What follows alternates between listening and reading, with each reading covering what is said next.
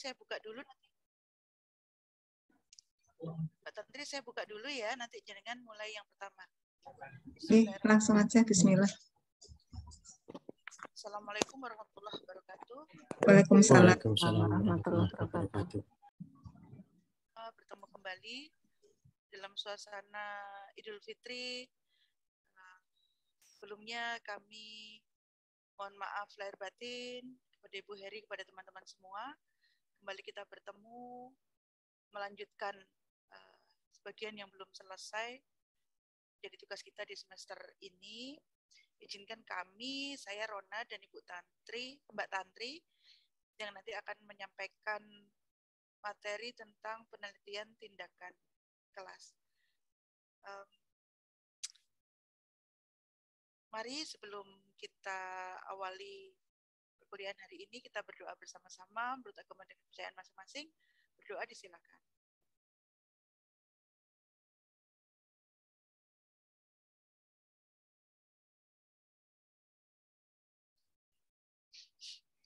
Berdoa cukup. Selanjutnya paparan materi akan kami serahkan kepada Mbak Tantri. Silakan Mbak Tantri. Mohon maaf Ibu, belum bisa share screen. Oke, siap. Kami buka. Alhamdulillah sampun.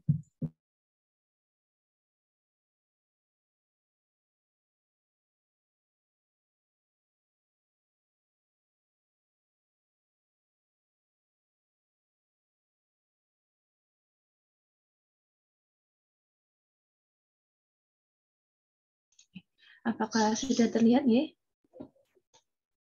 Sedang proses.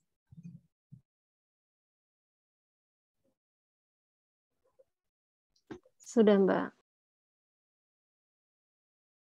Oh, ya.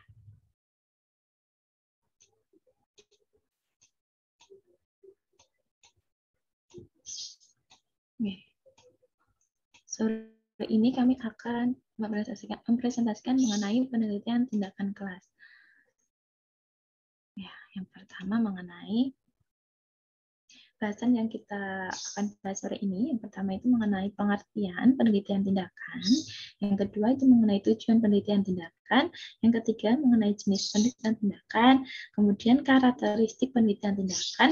Yang kelima potensi masalah. Yang ketiga penelitian tindakan. Yang keenam langkah-langkah melakukan penelitian tindakan. Dan yang terakhir adalah mengenai kelebihan dan kekurangan penelitian tindakan. Yang pertama mengenai pengertian penelitian tindakan.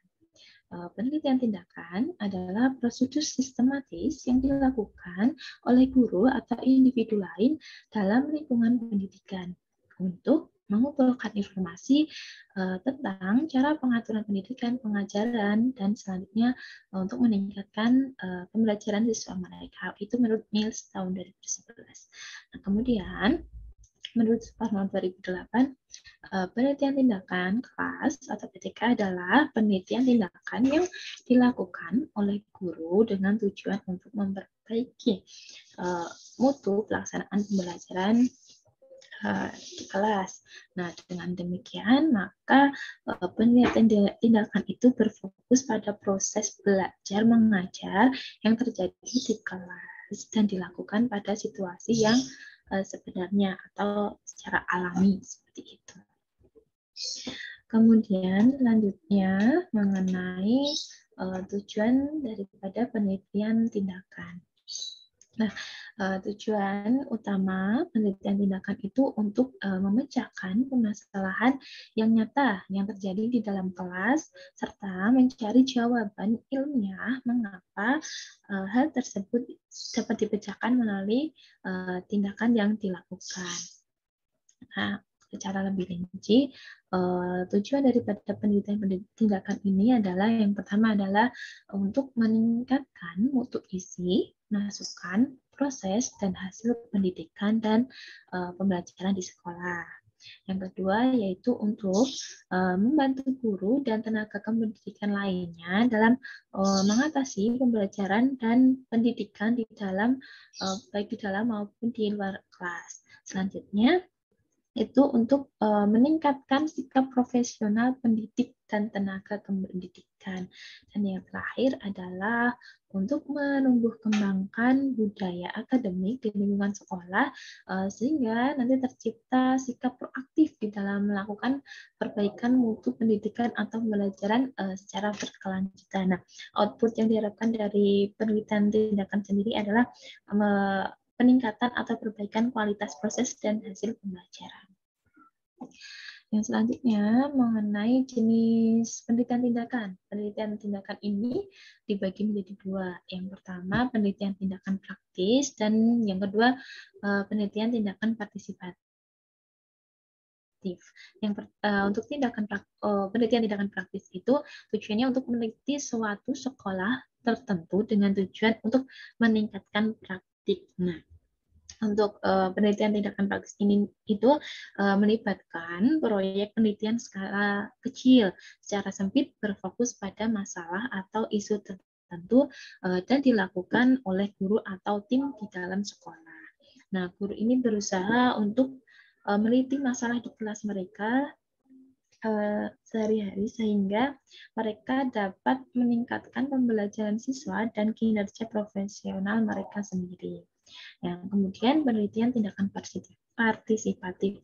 Nah, tujuannya untuk meningkatkan kualitas organisasi masyarakat, komunitas, dan kehidupan keluarga.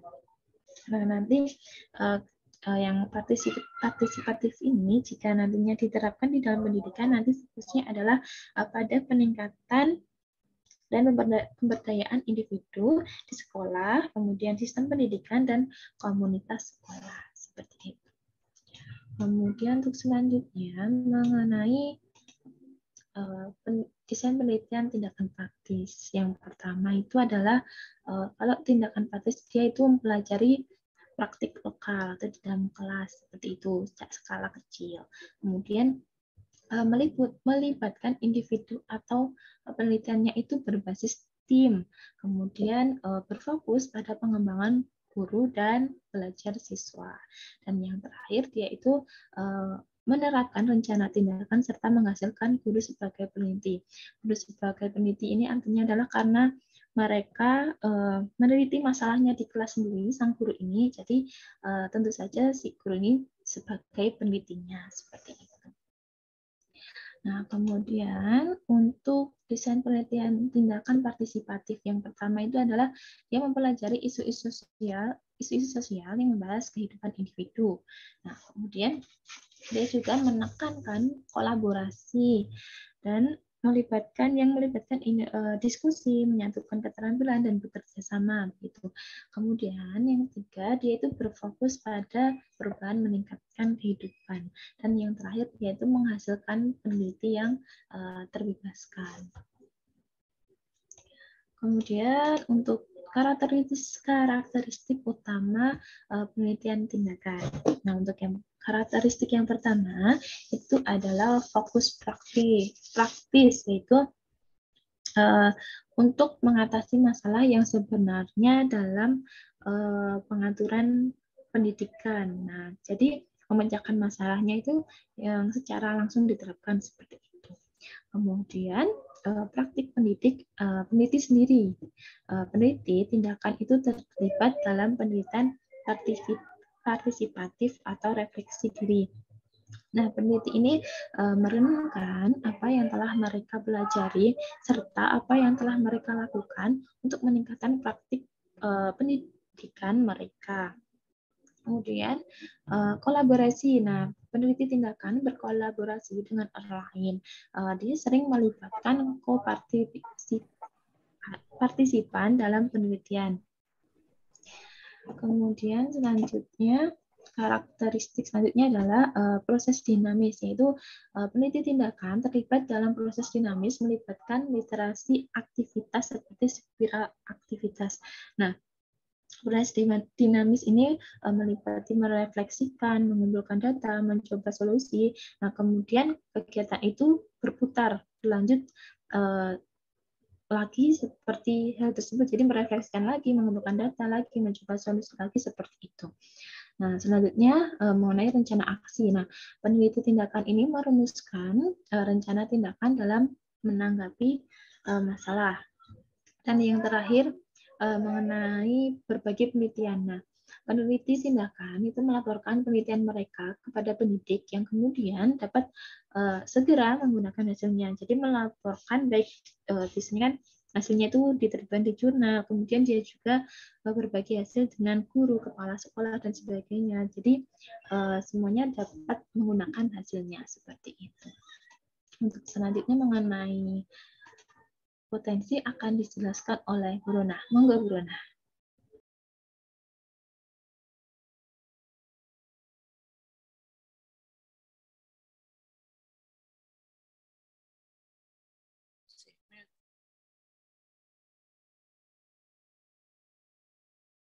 Potensi masalah etik dalam penelitian tindakan. Isu-isu etis merupakan inti dari pelaksanaan penelitian tindakan yang melibatkan partisipan secara substansi. Dalam pelaksanaan penelitian tindakan, perlunya menghargai kepedulian dan melibatkan partisipan dalam penelitian. Sebenarnya itu untuk kasus penelitian sosial ya, teman-teman. Partisipan memiliki pilihan untuk menarik diri dari penelitian. Selanjutnya, Mbak.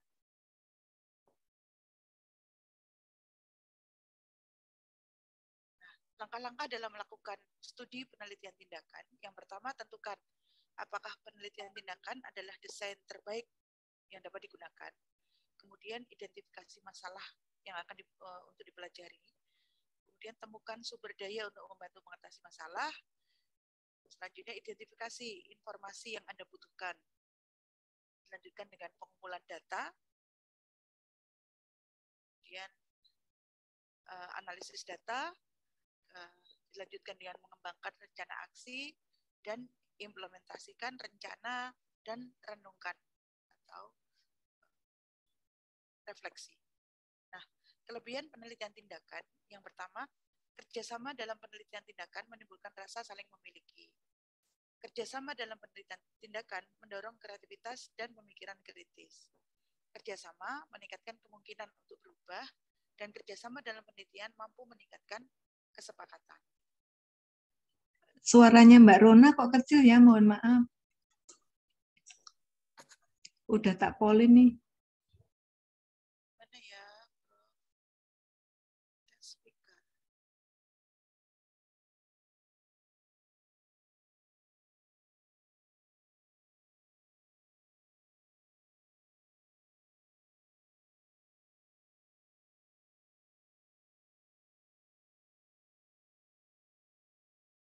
Halo, teman-teman masih kecil ya suara saya? Yang ini mendingan. Oh ini, kenapa ya? Oke. Dengan kelebihan, tadi sudah ya kelebihannya? Sudah ya Mbak Tantri? Kekurangan dari penelitian tindakan adalah perbedaan konsep dalam kelompok tersebut. Kurangnya pengetahuan dan keterampilan dalam teknik dasar penelitian tindakan pada pihak peneliti. Kemudian kekurangan lainnya adalah mengajak orang lain untuk berubah, dan waktu yang diperlukan oleh peneliti itu lama karena melalui siklus-siklus. Kira-kira seperti itu kekurangan kelebihan penelitian tindakan dan yang bisa saya sampaikan. Prof, saya izin memberikan contoh, boleh ya Prof? Dari tulisan saya. Boleh banget, silakan Mbak. Dipersilakan. Mbak Tantri boleh stop share biar saya share selesai.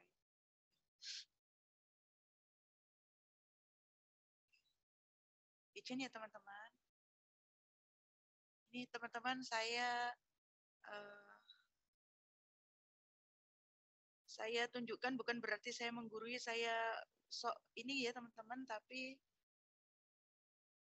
saya sudah pernah menulis sendiri gitu dengan bantuan dari dosen pembimbing ketika menempuh S1 PAUD, dan ketika ini dibahas masalah khususnya PTK, penelitian tindakan kelas. Kalau tadi ada yang sosial, saya khusus di kelas yang saya lakukan sendiri, praktekkan sendiri. Jadi ini benar-benar berkesan bagi saya. Judulnya, kok ini kebetulan halaman judulnya saya cari Tidak ada. Ini tulisan saya mengembangkan kemampuan kognitif mengenal angka 1 sampai dengan 10 anak usia 3-4 tahun di PAUD. Jadi susunan penulisannya sama seperti penelitian ilmiah yang lain, yang di pendahuluan, latar belakang masalah, kemudian identifikasi, langsung identifikasi saja ya teman-teman. Di PAUD tempat saya bertugas itu karena dia kelompok usia 3-4 tahun, satu kelas hanya dibatasi 8 orang, dan ini yang saya teliti adalah 7 orang. Data kuantitatifnya itu memakai statistik deskriptif yang sangat sederhana, cuman memakai rata-rata. Dari 7 peserta, 3 tidak tertarik dengan kegiatan mengenal angka. Itu saya mengidentifikasi masalah. Dari 7 peserta, 4 tidak tuntas dalam menjodohkan angka dengan jumlah benda. Jadi mereka tidak memahami menjodohkan angka dan lambang bilangan dengan jumlah bendanya, dan 7 peserta terberat 3 orang peserta didik yang belum mampu mengurutkan angka 1 sampai 10. Ada kegiatan itu, bagi saya itu masalah gitu. Ketika dia sudah di akhir belum bisa mengurutkan, padahal ini jika melihat dari tahapan perkembangan seharusnya mereka sudah bisa. Bagi saya itu masalah gitu bagi guru. Kenapa kok belum gitu kan masalahnya. Kemudian saya menganalisis masalah tersebut berdasarkan pengamatan saya terhadap perkembangan kognitif yang dilakukan di kelas kelompok 3-4 tahun di kelompok bermain. Ditemukan adanya permasalahan dalam pengembangan aspek kognitif mengenal angka 1 sampai 10 dikarenakan faktor sebagai berikut. Ini saya menganalisa masalahnya. Kemudian ini ada masalahnya. Kemudian saya memilih alternatif prioritas. Kira-kira apa yang bisa saya ambil untuk memecahkan masalah tersebut gitu. Kemudian setelah saya observasi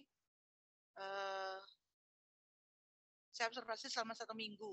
Kemudian tahap perbaikan pertama disebut dengan siklus perbaikan pertama.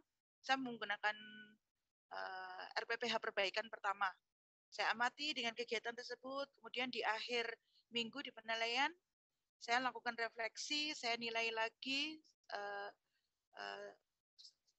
gimana ya? Saya olah lagi data statistik anak-anak dari penelitian mingguan, kemudian belum mencapai apa yang kami inginkan gitu.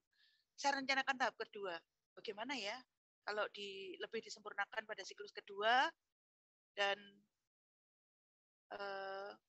tahap siklus kedua ini merupakan tahap akhir perbaikan. Saya memakai 2 siklus saja, dan yang terakhir melaporkan hasil penelitiannya. Rumusan masalahnya ini. Bagaimana cara saya meningkatkan kemampuan kognitif mengenal lambang bilangan 1 sampai 10 melalui kegiatan? Itu yang saya kembangkan ya. Kira-kira mereka kok nggak suka dengan angka, kenapa ya? Terus saya coba berikan kegiatan yang menarik.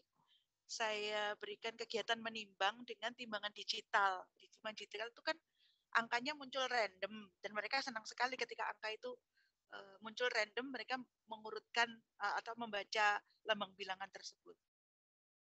Nah, rumusan masalahnya seperti itu, tujuan perbaikannya tentunya seperti yang masalah yang tadi.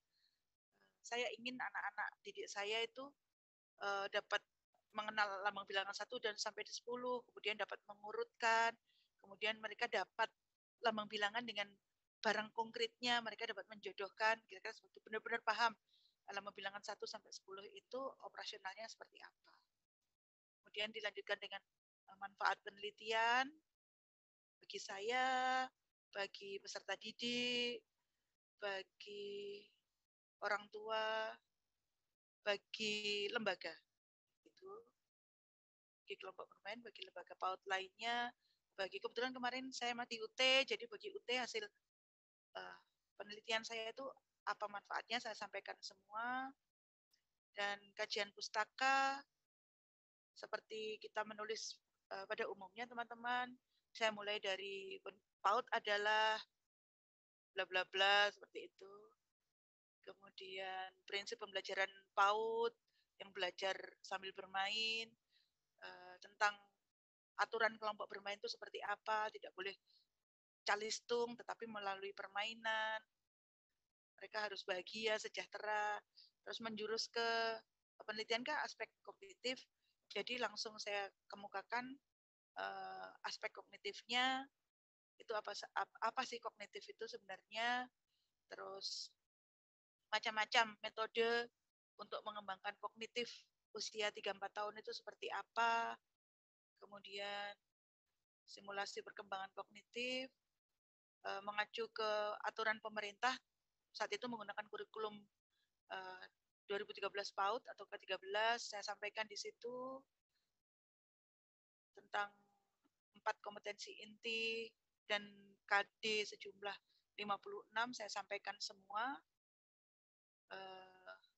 Pendekatan pembelajaran di PAUD itu menggunakan pendekatan saintifik, ini teoretik semua ya teman-teman. Setelah itu kita simbol bilangan dan angka, hal yang terkait dengan penelitian kita sampaikan semua secara teori di bab 2.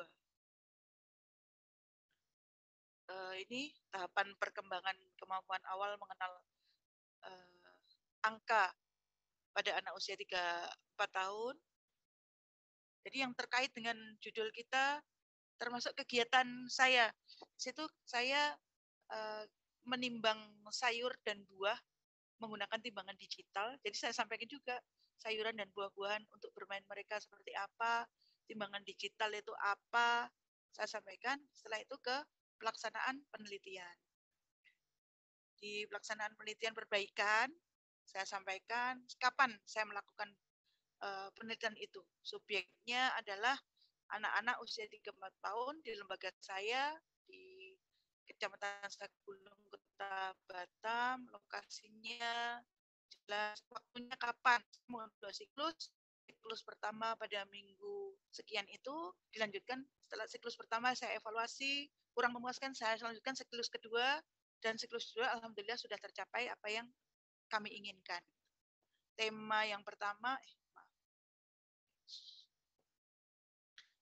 supaya anak-anak tidak bosan, jadi yang sesuaikan dengan tema, pada saat siklus 1, anak-anak kita minta untuk berkegiatan menimbang buah-buahan. Jadi sambil mengenalkan materi tentang buah-buahan, ada kegiatan utamanya itu untuk menajamkan kecerdasan kognitif mereka mengenal angka dengan menimbang buah-buahan. Kemudian siklus yang kedua, menimbang sayur-sayuran. Ada kangkung, ada sawi.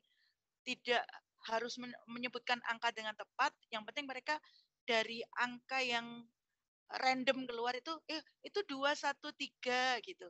Ada 3, 3, 3, 5 Ibu. Ada kan kalau timbangan digital ada 3 digit yang keluar ya. Itu mereka senang sekali. Dengan bermain pun akhirnya mereka dapat mengenal lambang bilangan. Kelompok dan karakteristik anak pada kelompok bermain usia 3-4 tahun dengan jenis kelamin anak laki-laki 5 anak, perempuan 2 anak. Pihak yang membantu penelitian saya ada supervisor, beliau berdua adalah tutor kami di UT, ada penilai itu rekan sejawat kami, dan peserta didik di kelompok bermain atau peserta didik yang kami teliti. Jadi pihak-pihak ada nanti partisipan tadi ya, teman-teman. Kalau kita di penelitian tindakan kelas juga melibatkan rekan sejawat yang lain, melibatkan anak-anak. Itu harus kita cantumkan di situ. Desainnya saya mengacu ke bukunya Wardani. Ada 4 tahap. Kalau tadi yang dijelaskan tadi ada 8 tahap. Saya menggunakan 4 tahap saja, yaitu perencanaan, melaksanakan, observasi, dan refleksi. Rencana perbaikan siklus 1 dan 2, itu saya ini kemudian pelaksanaannya seperti apa, diuraikan semua secara detail di situ dengan harapan ketika ada teman kita mungkin yang punya masalah yang sama dengan kita, teman kita sesama rekan guru bisa mengadop apa yang telah kita temukan, semoga menjadi perbaikan secara semoga bermanfaat gitu penelitian kita untuk teman kita yang lain. Bahkan teman kita dapat melakukan penelitian yang sama untuk meningkatkan kemampuan peserta didik kita. Saya melakukan observasi dan saya melakukan refleksi. Jadi selama observasi benar-benar saya perhatikan tuh anak-anak seperti apa gitu. Ada lembar observasi dan refleksi itu wajib. Setiap kita selesai melakukan kegiatan harus direfleksikan. Apa yang gagal dari kegiatan kita tadi, apa yang perlu dikembangkan dari kegiatan kita tadi. Teknik analisis data. Mungkin ada yang masih salah ya teman-teman. Karena keterbatasan kami juga, teknik kualitatif dan sebenarnya ada perhitungan kuantitatifnya dengan statistik deskriptif yang sangat sederhana.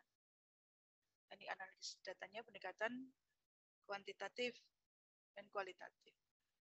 Nah ini pembahasannya, pertama saya merancang nih, rancangan siklus yang pertama kita jelaskan di situ di rancangan kita. Subtema yang pertama saya tanaman buah untuk usia 3-4 tahun, tanggal sekian. Tujuannya sama, tujuan pertama dan kedua itu sama. Kemudian masalahnya kita identifikasikan, dianalisa, analisa permasalahan kita, kemudian masalah kita rumuskan. Bagaimana meningkatkan kemampuan mengenal dan membilang angka? 1-5 mulai kegiatan menimbang secara bervariasi, kegiatannya bermacam-macam. Menggunakan timbangan digital untuk anak usia 3-4 tahun. Rencana kegiatannya seperti ini. Ini kalau yang guru PAUD saja mungkin yang paham ya teman-teman, karena semuanya bermain. Jadi untuk supaya mereka terfokus gitu ya, kita tujuannya kan tadi meningkatkan kemampuan kognitif. Dari pembukaan kita sudah mereka supaya fokus gitu ke angka gitu. Jadi dari pembukaan itu mereka sudah menyanyi 1-1 aku sayang ibu, itu sudah angka. Kemudian kegiatan intinya menimbang buah tadi dengan angka-angka yang muncul random, dan penutupnya kemudian menghitung buah secara bersama-sama. Jadi karena tujuan kita tadi meningkatkan kemampuan kognitif mengenal angka, dari awal sampai akhir kegiatan kita stimulasi anak-anak untuk mengenal angka sesuai dengan tujuan kita. Tapi karena di prinsip di PAUD itu harus sambil bermain dan anak-anak harus senang, itu yang menjadi catatan utama. Gimana caranya membuat anak-anak senang belajar angka. Kalau di SD dan sebagainya mungkin tidak seperti ini ya teman-teman ya. Kemudian hari kedua tetap dengan angka, lagunya sama karena anak-anak kalau cuma sehari, hari ini nyanyi ini, besok nyanyi beda, itu nggak akan melekat. Jadi aktivitasnya sama, cuman dikemas dalam bentuk yang lain. Kalau pertama tadi menyanyi dengan ibu guru sama-sama, kemudian hari keduanya kita minta anak-anak untuk berdiri maju satu-satu, siapa yang sudah bisa. Kemudian mungkin hari ketiganya tetap dengan materi yang sama, lagu 1-1 aku sayang ibu, tapi dengan penampilan kelompok. Seperti itu, kira-kira variasi kegiatannya dengan materi yang sama. Kemudian untuk kegiatan inti, kalau di hari pertama kita menimbang buah duku, hari keduanya menimbang buah pisang, hari ketiganya menimbang buah jeruk. Sama kegiatannya, aktivitasnya menimbang, tapi variatif. Jadi mereka tidak duku, besok duku lagi, pasti mereka protes, kok duku terus Bu Guru gitu. Jadi kita variasikan kegiatan dengan tujuan yang sama.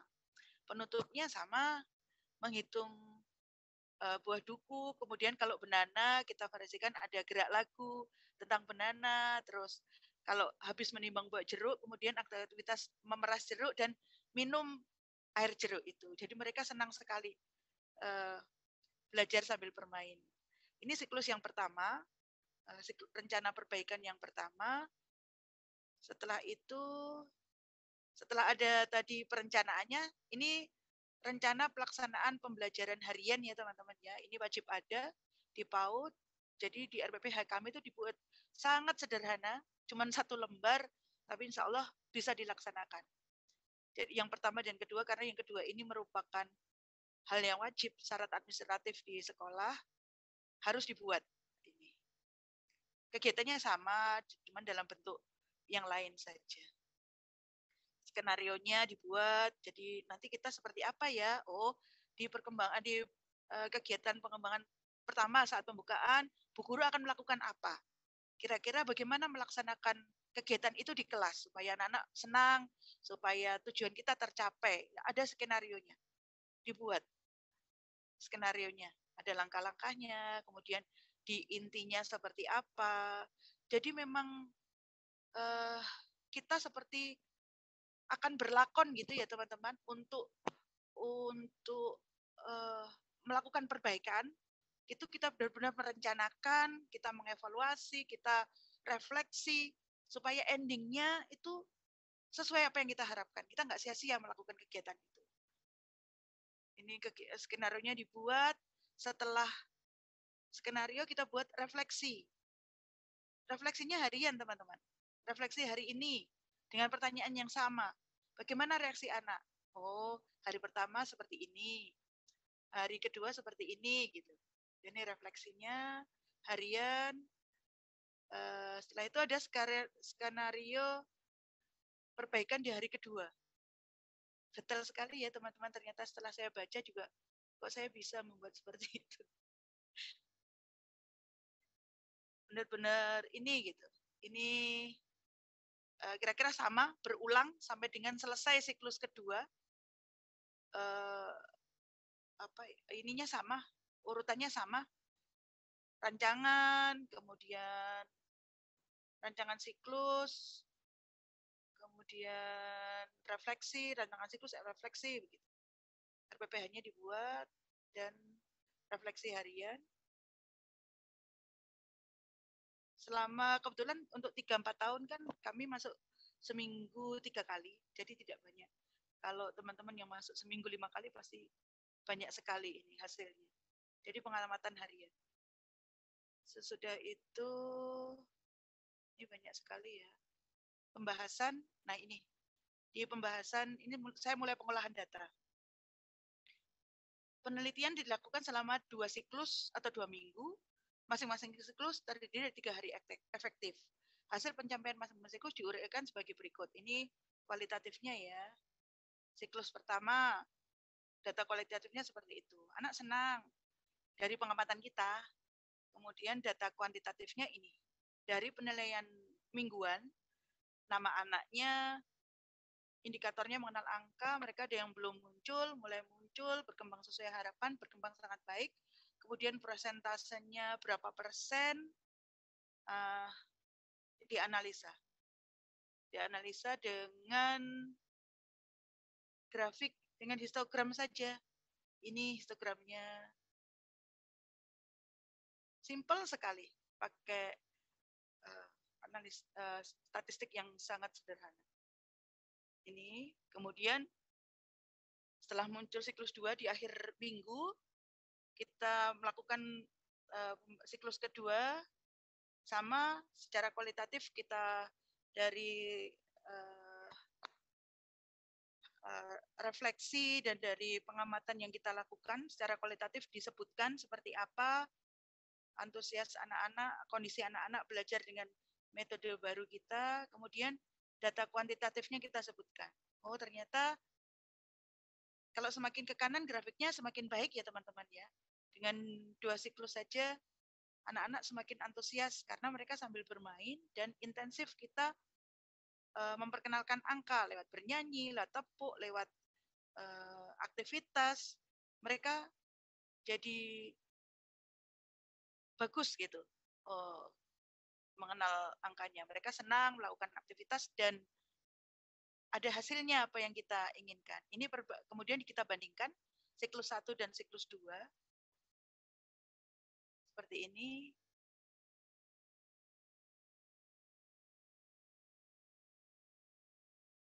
Dengan analisa grafik histogram saja, terakhir kesimpulan dan saran.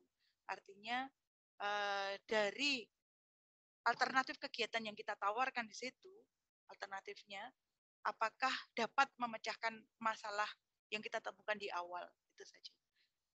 Kita sampaikan apa adanya saja, Kalau berhasil ya berhasil, kalau tidak berarti kita lakukan perbaikan lagi sampai dengan yang jadi masalah pembelajaran itu dapat diselesaikan. Kira-kira demikian contoh apa yang saya tulis. Pasti jauh dari sempurna, tapi saya sangat senang dengan hasil tulisan saya karena itu ketika kita menulis dengan hati, kemudian aktual, sesuai, itu ada kepuasan tersendiri. Jadi saya berbagi dengan teman-teman. Kemarin saya mendapatkan materi bahwa penelitian tindakan kelas itu adalah penelitian yang paling sederhana. Jadi tidak ada alasan bagi guru untuk meninggalkan menulis karya ilmiah jenis PTK ini. Jadi saya mau motivasi teman-teman karena PTK itu tidak sesulit yang kita bayangkan seperti kita menulis yang saat ini di S2 ya. Sebegitu simpelnya. Nanti mohon koreksi ya Prof. Heri ya, kalau mari kita menulis PTK sebagai pendidik, sebagai guru, supaya apa yang kita lakukan itu dapat kita bagi kepada teman-teman kita yang lain, dapat kita bagi kepada siapa yang membutuhkan. Kira-kira seperti itu. Saya mohon arahan, saya mohon jika salah saya minta maaf ya teman-teman jika ada yang kurang. Demikian paparan dari kami. Kita lanjutkan ke diskusi. Saya izin stop sekian. Terima kasih. Ya, alhamdulillah matur nuwun Mbak Rona dan Mbak Tantri. Silakan teman-teman, menarik sekali tadi Mbak Rona sampai memberikan contoh timbangan gitu ya, sampai anak tahu apa ya, angka-angka, kemudian tidak menyebutkan bilangannya, siswanya seneng nyanyi-nyanyi. Nah, terus poin-poin khusus termasuk buahnya tidak boleh sama ya Mbak, tidak boleh nyebutin duku berulang kali, nanti tidak bosan dukunya atau bosan buahnya. Kritis itu Bu. Ya, itu teman-teman. Terus yang menarik juga ajakan Mbak Rona untuk menulis. Nah, alhamdulillah bisa seminggu 1 tulisan ini kalau nuruti Mbak Rona ini. Alhamdulillah ya, luar biasa. Jadi kalau teman-teman mau menulis, nah dengan apa caranya Mbak Rona seminggu bisa 1. Alhamdulillah ya. Matur nuwun Mbak Rona. Monggo teman-teman dipersilahkan untuk share ide, share pertanyaan, curcol juga boleh. Ada Mas Alan, Mas Agus, Mbak Lydia, Mbak Ulfa, Mbak Nurul, monggo dipersilahkan. Dan teman-teman semua punya hak yang sama untuk bertanya. Bu Rona, mungkin saya mau tanya Bu ya.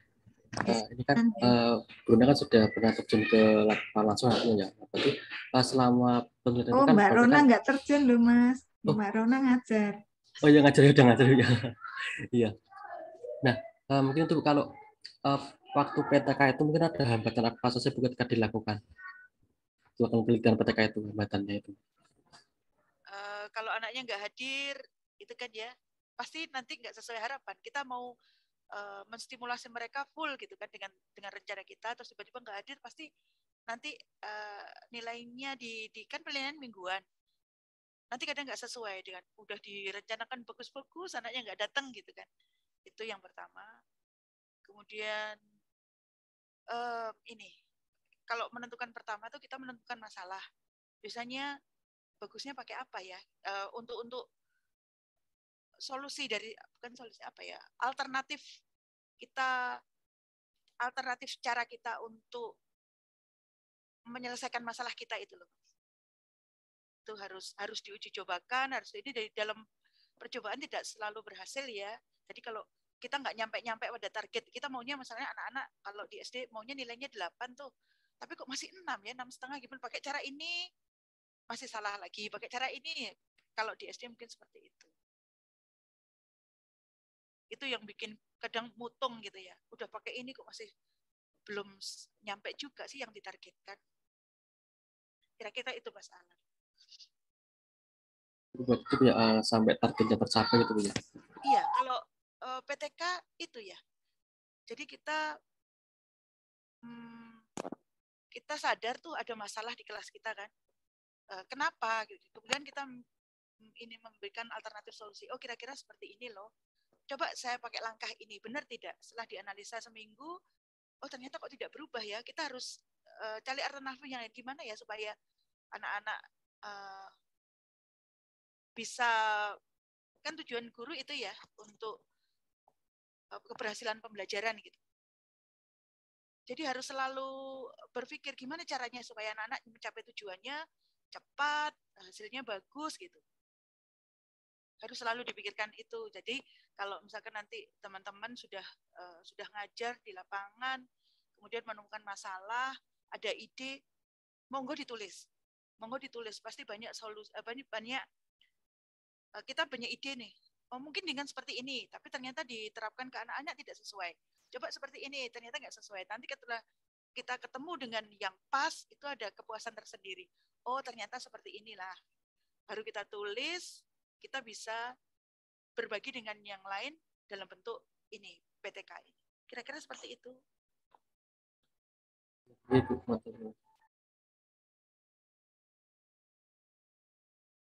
Mbak Tantri mungkin mau menambahkan? Sampun Ibu, saya malah penasaran sama itu hasil penelitiannya Bu Rona itu, karena memang saya juga dari PAUD kayak tertarik gitu loh, asik gitu kayak PTK itu. Nah, pengen tanya kenapa kok Ibu bisa terpikir menggunakan timbangan digital seperti itu? Anak-anak kalau biasanya bermain teknologi kan dilarang ya, main remote dilarang, main handphone dilarang. Padahal itu cara paling tepat ketika mereka interest terhadap satu hal gitu. Paling mudah itu memasukkan. Mereka main remote atau mereka main handphone, suruh telepon ayahnya, nomornya kita sebutkan 081 sekian sekian sekian, telepon ketika nyambung dia akan ingat itu. Nomor ayah berapa nak? 081, lama ingat. Padahal orang tua nggak sadar itu, nggak boleh main ini, nggak boleh main remote nanti rusak, nggak boleh main ini. Timbangan digital itu saya pikir karena harganya murah ya, cuma 30 ribuan. Dan angkanya muncul otomatis, mereka tidak mendapatkan itu di rumah.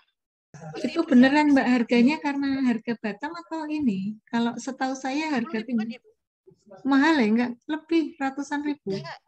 Enggak Bu, yang mahal, yang kan kita tidak harus nimbang yang akurat Bu. Yang penting muncul angkanya. Oh gitu. Yang ya. plastik-plastik itu loh Bu, yang pakai yang online. Cuma 30 ribu. Mereka kita bikin kelompok nanti kan, satu kelas ini bikin 3 timbangan di situ. Harganya murah. Kemudian hasilnya efisien. Di rumah pasti nggak boleh tuh main timbangan. Nanti rusak timbangan mama untuk bikin kue dan sebagainya. Tapi di PAUD mereka boleh. Mereka senang sekali. Ibu, angkanya muncul sekian. Berapa ini Ibu? Awalnya masih tanya. Ini 1, 3, 4 misalkan. Nanti diingat itu karena mereka senang. Otomatis ilmu itu akan mudah itu masuk ke mereka ketika mereka senang. Itu Mbak Tati. Bu, saya izin bertanya Bu. Jadi saya dari narasumbernya, Mbak Tati yuk bantu. Iya, sama Mbak Tantri juga. Enggak, karena berkaitan dengan apa tadi alternatif solusi yang di PTK-nya Ibu seperti itu. Iya, yang apa namanya? Ada, saya lupa, saya pernah dapat dari mana bahwa kalau dalam memilih alternatif pemecahan masalah pada penelitian tindakan itu, katanya kita menghindari apa namanya uji coba alternatif ya istilahnya. Artinya bahwa alternatif itu memang sudah pernah diuji cobakan dan sudah berhasil karena alternatif itu adalah istilahnya obat untuk menyembuhkan masalah yang terjadi di dalam kelas seperti itu. Nah, sama seperti kasus Bu Rona misalnya ketika kita sebagai guru kemudian membuat media pembelajaran, itu langsung bisa diterapkan dalam PTK juga atau kita harus melakukan penelitian awal dulu atau eksperimen awal terlebih dahulu bahwa ini memang betul-betul dapat meningkatkan atau menyelesaikan masalah yang terjadi atau langsung ke PTK atau bagaimana sih? Seperti itu karena eksperimen dan PTK itu betul-betul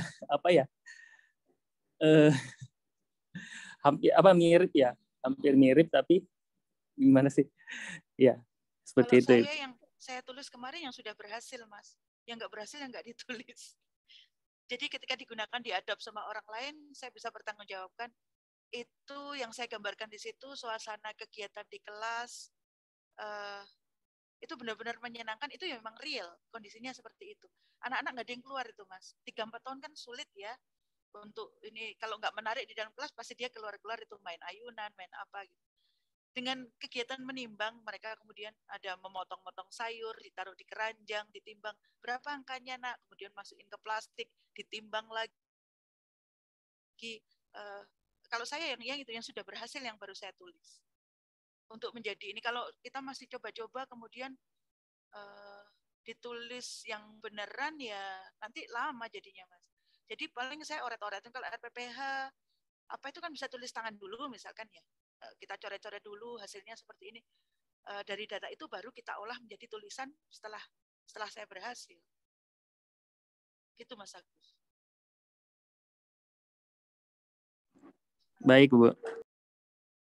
Tapi data penelitian kita jangan dibuang, yang coretan tangan tadi, yang penilaian harian, penilaian mingguan, hasil pengamatan kita, refleksi, yang coret-coretan itu tetap kita kumpulkan. Nah setelah nanti, ternyata sudah bisa sih sampai dengan 3 siklus misalkan, seperti itu ya, itu yang baru kita susun. Yang tulisan tangan tadi baru saya ketik di situ setelah berhasil.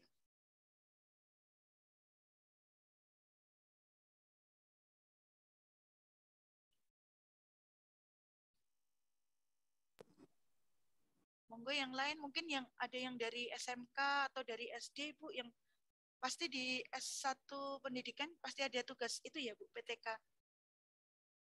Sharing mungkin teman-teman yang level lebih tinggi, kalau saya kan seperti itu pengalamannya. Tergantung prodinya, Mbak. Kalau di S1 MIPA UNJ itu malah PTK hanya disinggung, kemudian yang riset wajib itu eksperimen, pengembangan gitu.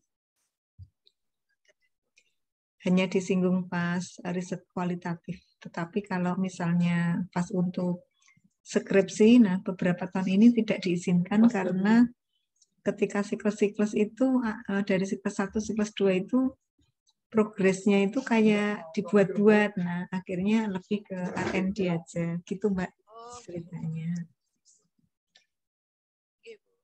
Padahal sebenarnya kalau dulu-dulu misalnya PTK terus tidak ada kenaikan, nah malah kita ceritakan mengapa tidak naik, apa yang terjadi, kita lihat secara kualitatif. Nah sebenarnya bisa demikian ya, tapi namanya sudah kebijakan sudah ditentukan ya begitulah gitu ya.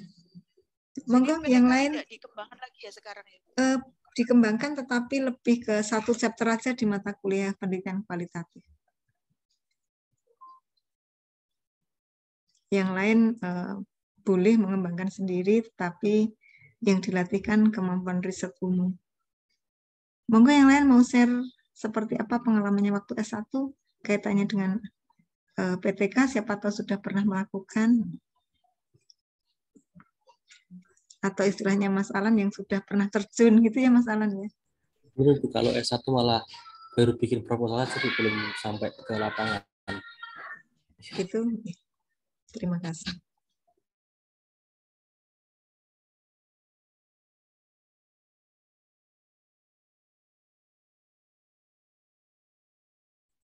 Bu Rona sama Mbak Tantri, saya izin bertanya.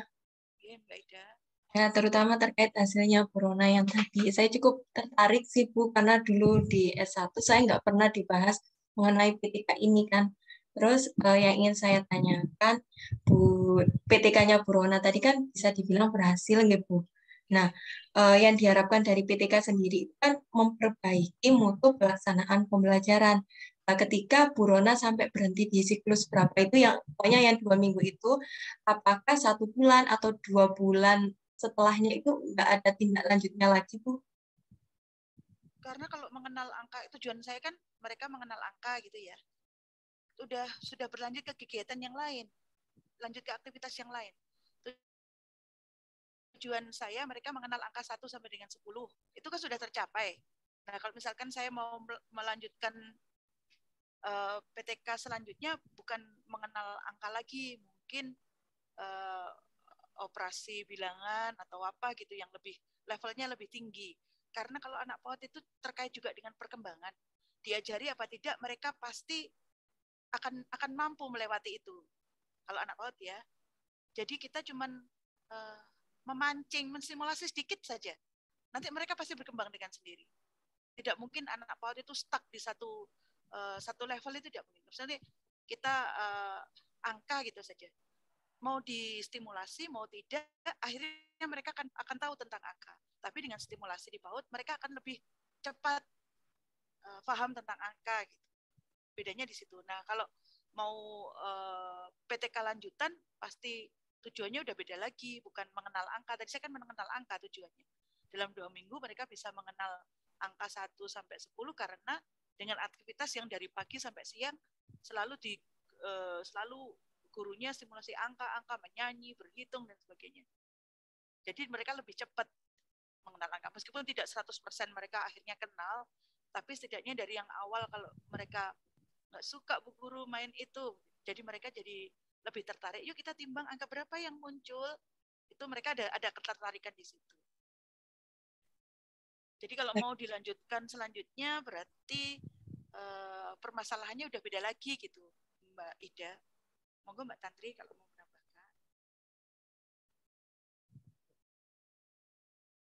Berarti cukup sampai di siklus yang terakhir itu aja ya Bu ya? Iya, kalau target kita sudah tercapai, anak-anak sudah mulai tertarik dengan angka nih, yang awalnya nggak mau, males gitu ya, nggak suka Bu Guru, belajar nggak menarik Bu Guru, belajar ini angka. Kemudian dengan itu mereka kita yang menentukan tolak ukurnya kan, kayaknya mereka sudah cukup tuh, udah ini ya tidak diukur lagi penilaian harian biasa, tapi bukan kalau tadi kan seperti project gitu ya, saya harus bisa ngangkat anak-anak ini supaya seperti apa yang diharapkan gitu. Mereka senang angka, mereka dapat mengenal angka. Kalau target itu sudah tercapai ya pindah ke aktivitas lainnya. Tidak menjadi project lagi, tidak menjadi target penelitian PTK lagi. Mungkin saya akan menemukan masalah yang lain lagi. Bahasa misalkan, ada yang belum bisa, mungkin mengungkapkan bahasa belum bisa begitu. Misalkan seperti itu. Atau ada yang mau menambahkan? Kalau menurut saya seperti itu, penelitian saya di tujuannya itu sudah tercapai, selesai gitu kan. Selesai karena sudah tercapai di apa yang kita harapkan sudah tercapai, berarti kita naik level selanjutnya. Itu Mbak Ida. Siap, terima kasih.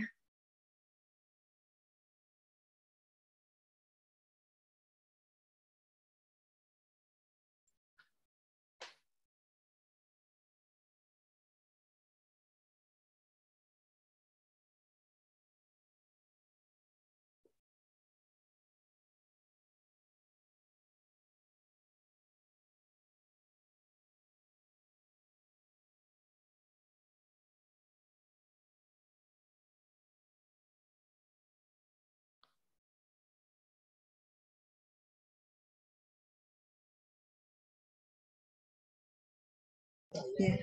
Oke, ada lagi. Nah, memang betul kalau kapan berhenti itu ketika sudah ada perubahan, gitu ya. Terus kadang juga selain adanya perubahan, baik itu sikap, minat, prestasi, nah bisa juga dari sisi waktu. Kalau semesternya udah habis, siklusnya baru 3 putaran, sementara belum tercapai banget semua skor-skornya, kan tidak bisa ditambah lagi. Nah, jadi seperti itu ya Mbak Rona. Jadi ada 2 stopping rule, 2 cara untuk menghentikan kapan kita selesai di siklus-siklus pada PTK itu ada 2 itu, masalah waktu dan masalah ketercapaian tujuan. Gitu. Ada lagi? Dipersilakan.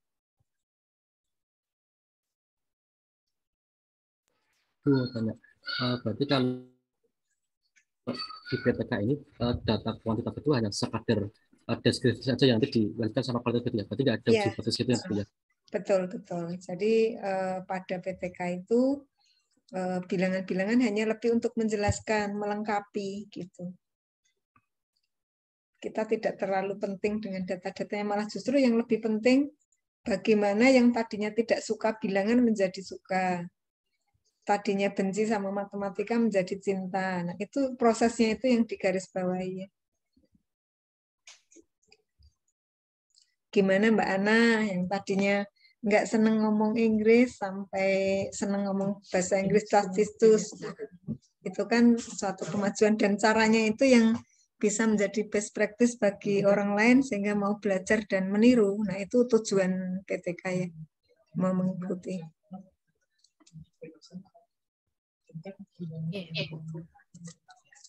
Silakan yang lain, dipersilakan.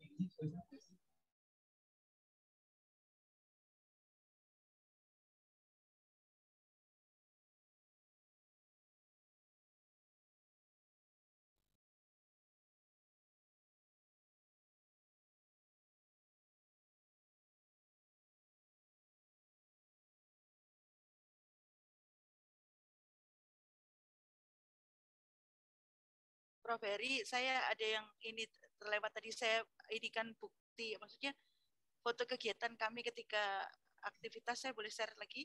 Oh boleh, silakan, silakan. Jadi ini teman-teman, nah timbangan digitalnya seperti itu, Prof. Itu nimbang apa? Duku ya? Duku, nggih.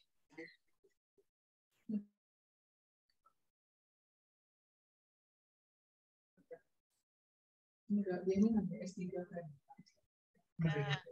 pakai plastik, mereka kayak jual beli gitu, Prof. Nanti angkanya muncul situ baru. Ini agak berapa, Ibu? Ini lama-lama mereka ini karena bermain terus. Yang kedua dengan kangkung. Yang tema kedua kan sayur tadi. Nah, mereka senang ini, Bu, mengenal angka yang muncul di timbangannya.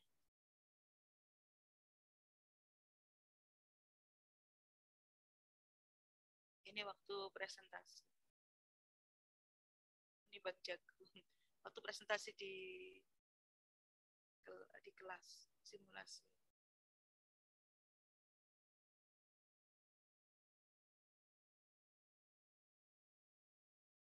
Jadi tidak timbangan yang mahal ya Bu untuk ini, karena tujuan kita bukan untuk menimbang akurat gitu berapa beratnya, bukan. Untuk karena angka yang random itu, jadi mereka supaya mengenal angka random, mereka bisa nggak menyebutkan angka yang muncul di situ. Itu aja tujuannya. Nampak sekali kan mereka tidak lepas dari timbangan dari angka-angka yang muncul itu. Bisa fokus.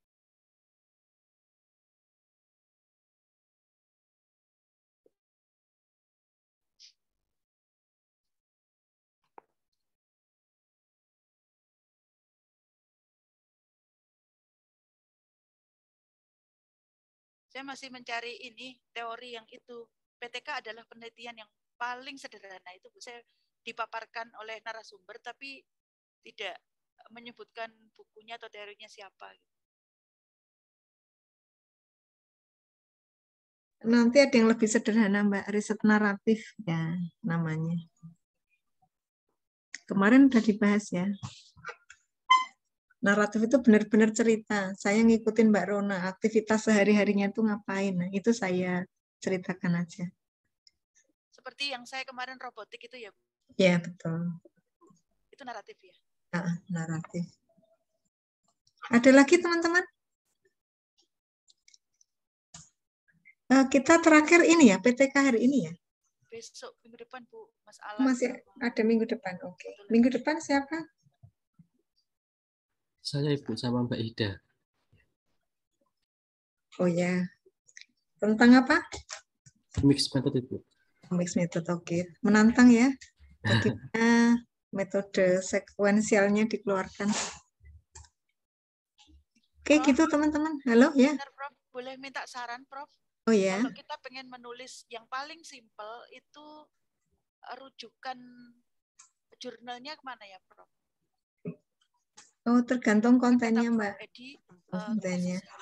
Kalau Mbak Rona misalnya ya, yang kemarin yang masalah itu robot. Ya, robot itu TK ya. TK itu nanti mencari di PAUD ya, Mbak. Tapi kalau untuk Sinta 2, oh, robot kemarin pembelajaran bangun ya? Iya, bangun ruang matematik itu, Bu. Itu nanti ikut ISIMED aja. Kalau ikut ISIMED, insya Allah direkomendasikan ke jurnal Teknik Scopus nanti bisa sebagai syarat untuk mengambil itu ijazah. Kalau seperti tulisan saya tadi gitu, kalau misalkan saya Bukan memaksa, jurnal terdetek Scopus ya. ISIMED itu proceeding terdetek Scopus.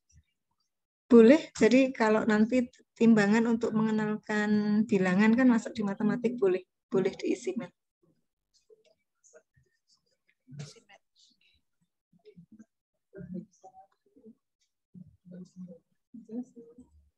Sekarang.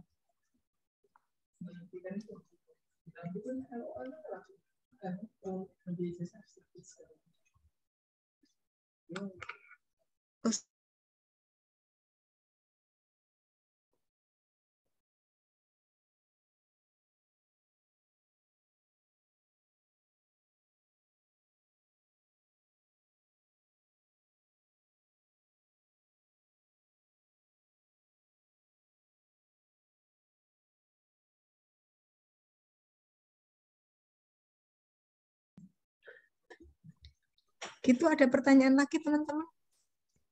Tetapi tidak di apa ISIMED juga nggak apa-apa kok, nanti cari jurnal. Insya Allah pekan depan lah saya tunjukkan cari jurnal bersintanya gimana ya. Yang Sinta 2 yang memenuhi syarat. Ada tugas juga dari Prof. Edi untuk instrumen non kognitif. Kita harus merujuk ke jurnal mana gitu yang mau kita tuju. Kemudian itu berkaitan dengan template kita menulis gitu. Jadi tujuannya kemana dulu tuh, nanti sesuaikan template-nya di sana. Itu kan berarti harus banyak referensi kita, Bu ya. Iya betul. Cari aja yang bersesuaian nggak apa, ketik di Google bisa Mbak, seperti yang dulu pernah kita praktekkan ya. Oke, ada lagi pertanyaan teman-teman?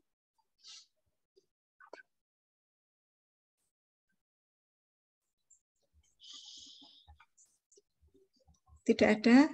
Kalau tidak ada, sekian dulu teman-teman. Terima kasih untuk semuanya. Insya Allah ketemu pekan depan. Oh ya, tadi yang membuka Mbak Rona. Mbak Rona yang nutup. Ya baik teman-teman, terima kasih atas perhatian dari teman-teman semua.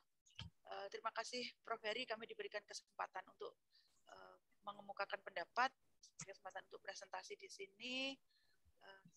Hampir di penghujungnya teman-teman perjuangan kita di semester ini.